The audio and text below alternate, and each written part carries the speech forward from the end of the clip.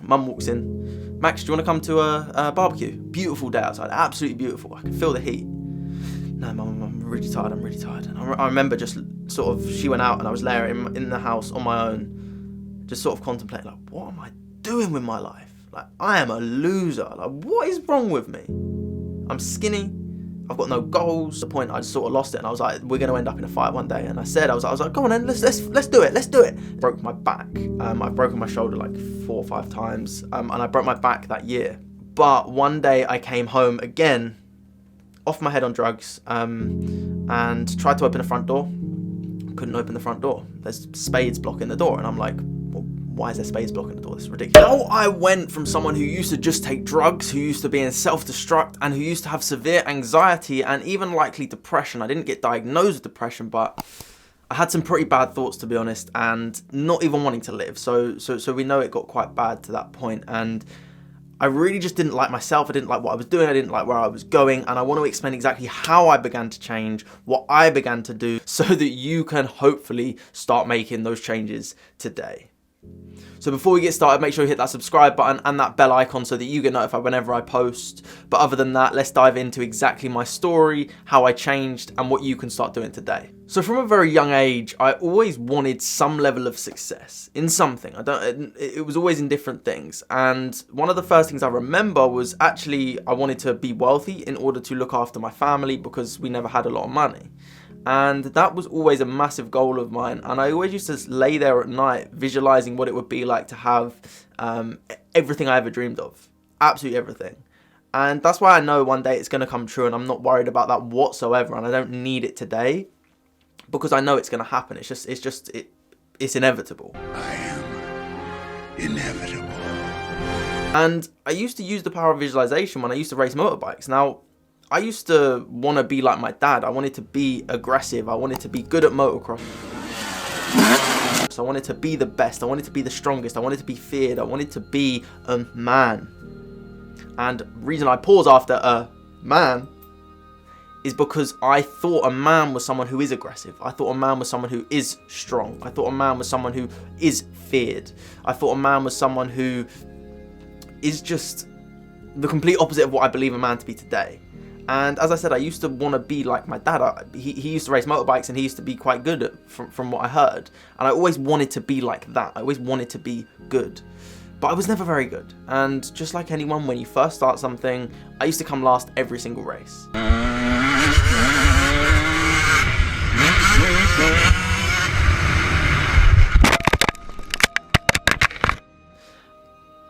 And when I would do bad, he would always shout at me. He'd always scream at me and say, well, I'm spending all this money and you're not taking it seriously. And I'm like, I'm trying my best. I really am. And all you can do in your life is your best. And that's why one of the things that I know I'm going to do in my future when I have kids is I'm going to push them to grow, push them to be the best they can. But I'm not going to push them to be something that they are not.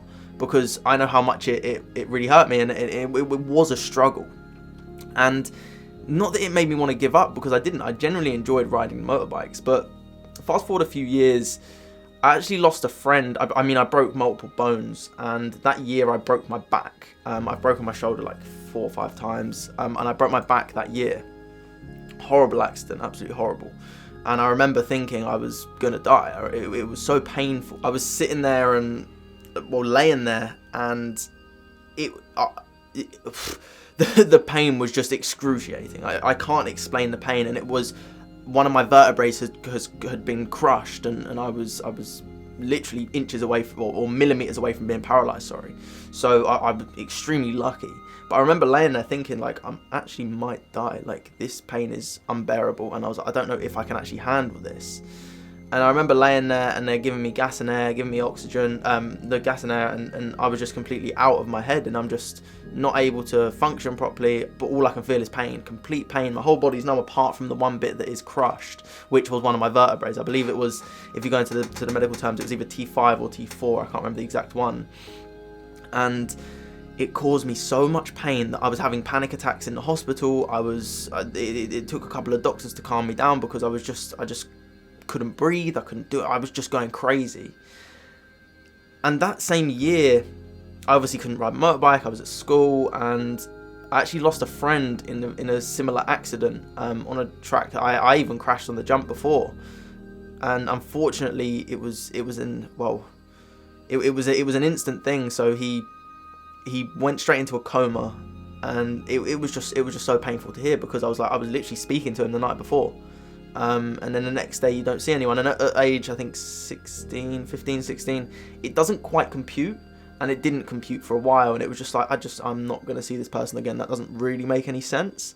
And it caused me a lot of stress, really.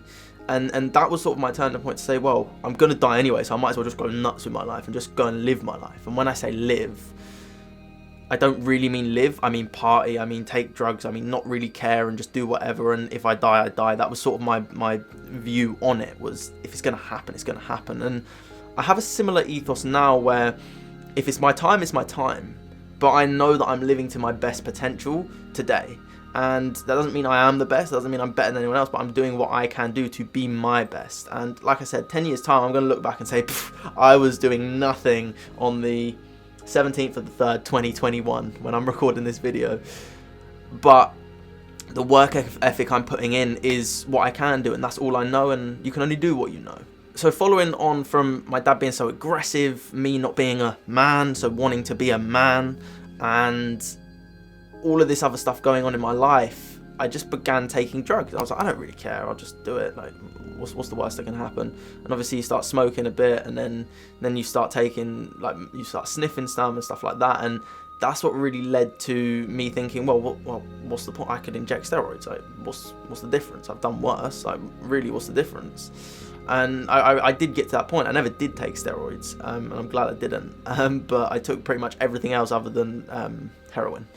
So, yeah, or crack, I think. I never took crack. But I don't think there's any other ones that I did not take, because it was just accessible. I knew drug dealers. It was easy for me to get. And I didn't like who I was in my waking day. And I got to the point where I was working for my dad, and it was just painful every day. Like, screaming and shouting, you cut a bit of wood wrong, I'd have it thrown at me. I remember once I literally was screwing a radiator into the wall, because I used to be a builder, and I accidentally pulled the radiator off the wall. Now obviously there wasn't any water in it, it was a brand new radiator, and all we had to do was cut some holes and put it back on.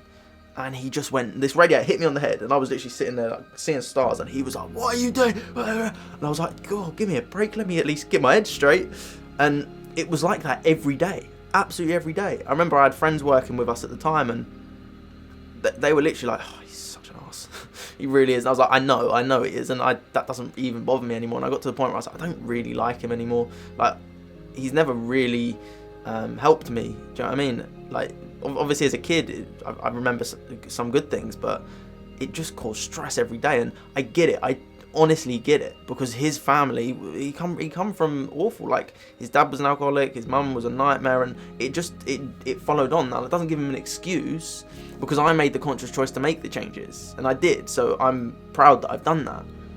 But he didn't make the changes. He could have and said, okay, they've treated me like this, now I know how not to treat other people, or you can follow on what you've been treated like. And it shows the person who's able to cut off and change versus the person who just does what they know. And this is what I refuse to do. I refuse to do what I know, because I remember getting to a point in my life where the drugs, it was just 5-6 days a week, and after work, drink, drugs, whatever it was, anything to just keep me not sober. And it got to the point where drugs just consumed me. Being high helped me, but realistically I was just crying inside. I was just crying inside. I wanted to be loved, I wanted to be liked, I wanted to be appreciated, and I always looked for external confirmation. And I always looked for that in other people, and I always thought, well, if I can be with these people, then I can be happier, or I can be stronger, or I can be this, and I always did look up to people that could teach me something. And whether that was literally fighting, or whether that was literally even down to like selling drugs and stuff like that. Like, I genuinely always looked up to people, so I've always sort of had that in my mind, and that's something that I really want you to understand, is looking up to someone, having someone who you're inspired by, who is a positive influence, is going to have such a shift on your life. So I definitely recommend it. But as I said, I didn't care about me, I didn't respect myself, I didn't care for anyone else at all. And I didn't really, like I said, I didn't really care for myself. I just sort of went, how can I enjoy life, and it wasn't really enjoyable. It was just blocking out a lot of the pain that I was going through.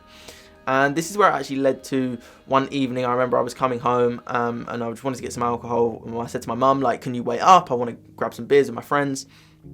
And my dad woke up and just went screaming, and that was the point. I just sort of lost it, and I was like, we're going to end up in a fight one day. And I was like, come on then, let's do it. Screaming and shouting, both swearing at each other, and I'm with my friends, so I'm sort of knowing that I've got some backup.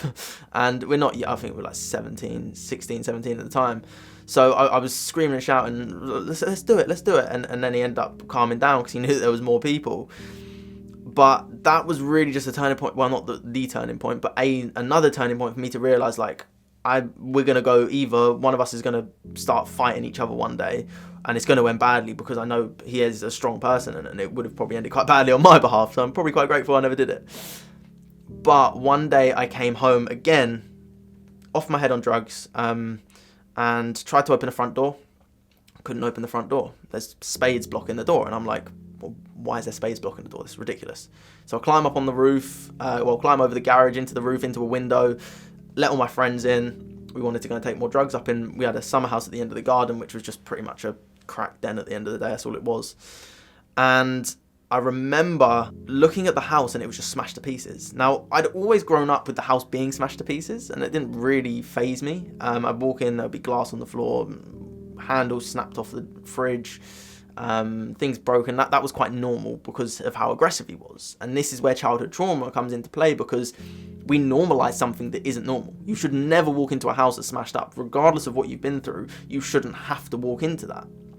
And it really didn't faze me. And there's glass on the floor, a laptop had been jumped on, there was literally like a crack down the middle of this laptop. Shoes out in the garden, there was an alarm clock in the garden, there was glass on the floor, and even the dog was just laying there, just sort of like petrified. But again, I didn't really care. I just came in and just went, right, let's go get on it. We went up, we just started enjoying ourselves. I went out for a cigarette when I used to smoke, and I looked down at the house, and my dad is literally tying up the door. So I ran down, I was screaming, shouting, what the fuck are you doing? Like going nuts at him, and he's screaming at me. And then I was like, oh, he's just clearly angry at us for making too much noise. But little did I know, he'd actually shut the curtains and was literally attacking my mum. And I didn't find out until the next morning at 9 a.m. with about 1 hour's sleep, to my granddad coming up to the summer house with 8 of us passed out and telling me that my dad had attacked my mum. And I was like, for starters, I was like, can you get my sister? I was like, I can't see straight. And I said to her, I was like, I'm literally off my head. I'm still so high. I was like, and there's police in the house. There's so many drugs up here. And I remember everyone even left their drugs there because they were scared to walk past the police of it. So I was like, oh no, I could get in so much trouble here. But it was just sort of like surreal. And then it just got to a point where I was laying there one day in bed after literally getting on, I think it was ecstasy. I think it was, yeah. And I was shaking in bed, 12 in the afternoon, hadn't slept, sitting there shaking. Mum walks in. Max, do you want to come to a barbecue? Beautiful day outside, absolutely beautiful. I can feel the heat. No, Mum, I'm really tired. I remember just sort of, she went out and I was laying in the house on my own, just sort of contemplating, like, what am I doing with my life? Like, I am a loser. Like, what is wrong with me? I'm skinny. I've got no goals. Not that I really knew what goals were, but what am I doing? And with the combination of that, what happened with my mum and dad, it made me say I want more in life. I deserve more in life. But then I realised I'm doing what my dad's doing, and I'm going to get the same results. Because if you do what you've always done, you're going to get the same results regardless. And as Albert Einstein once said, or was believed to have said, if you do the same thing over and over again and expect a different result, that's a definition of insanity. And I was literally living a definition of insanity. I was doing something that I knew was going to give me the outcome of what my dad had.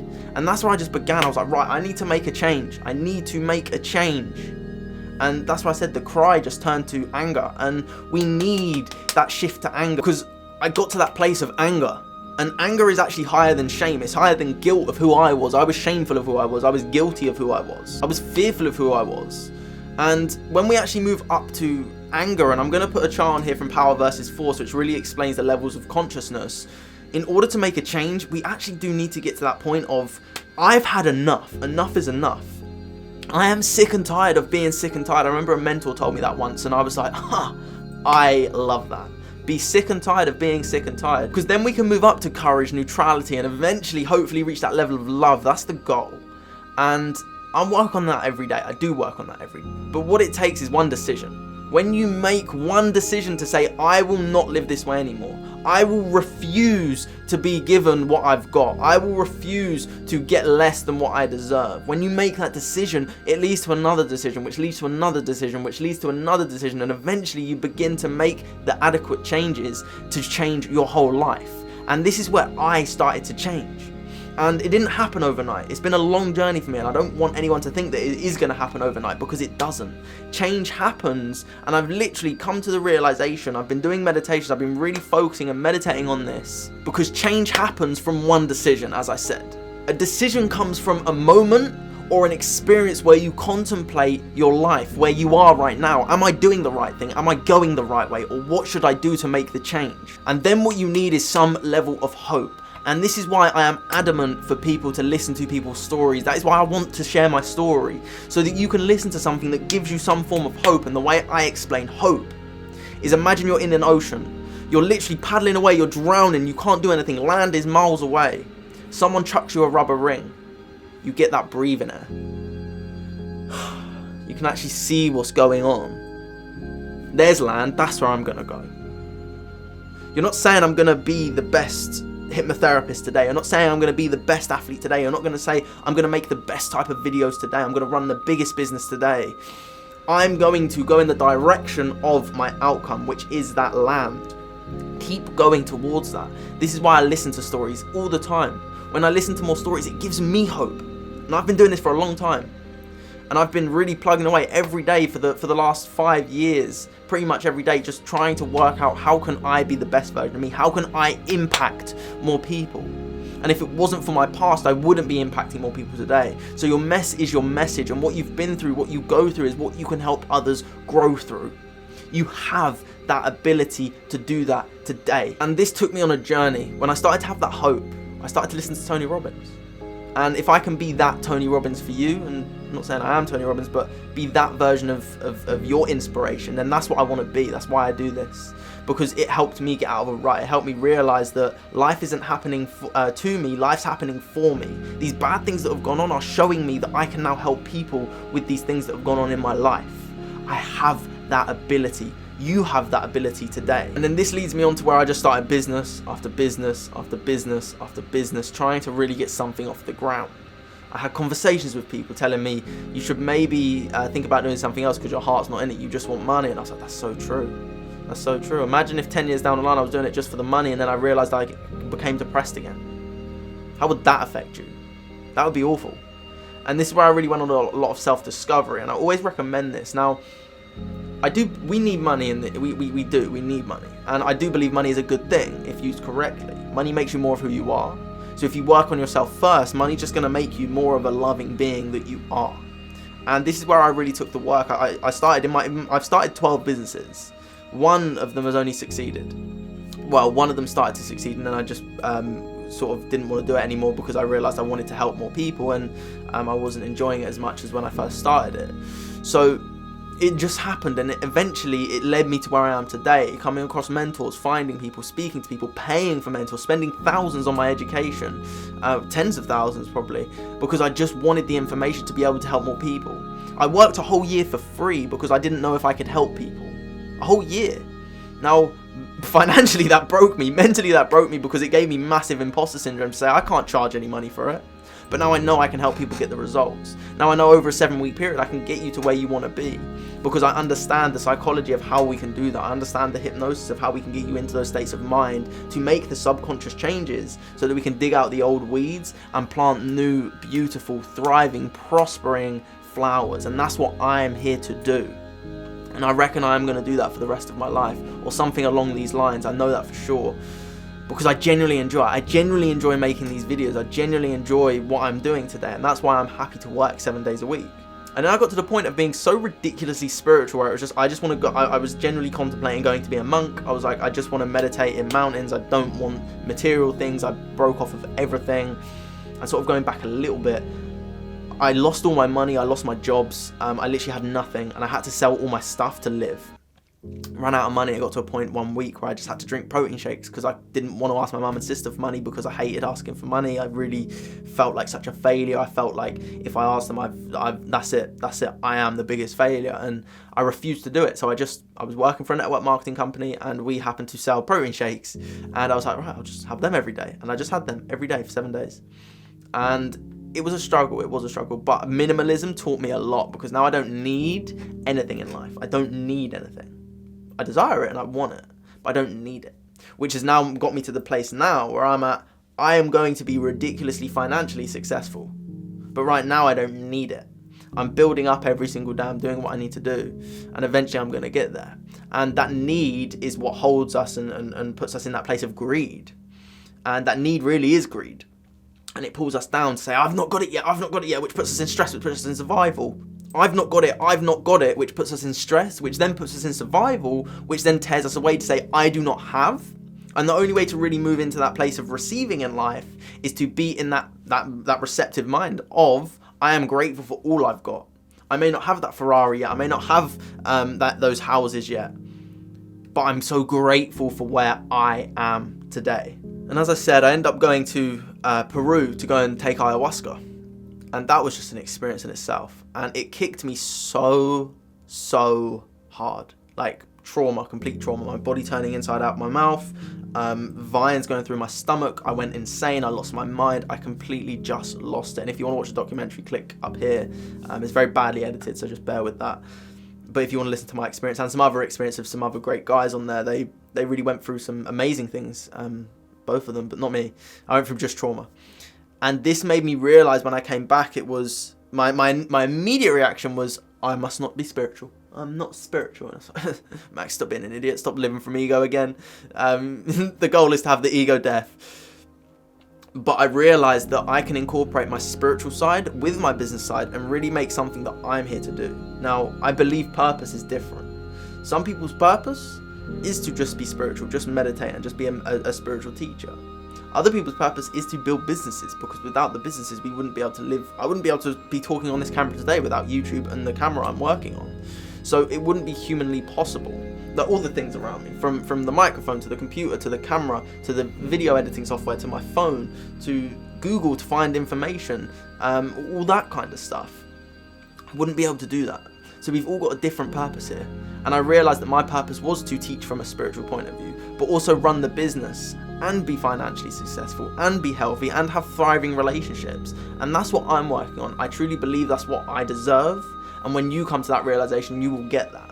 Again, it won't happen overnight, because the act of change happens consistently over a period of time.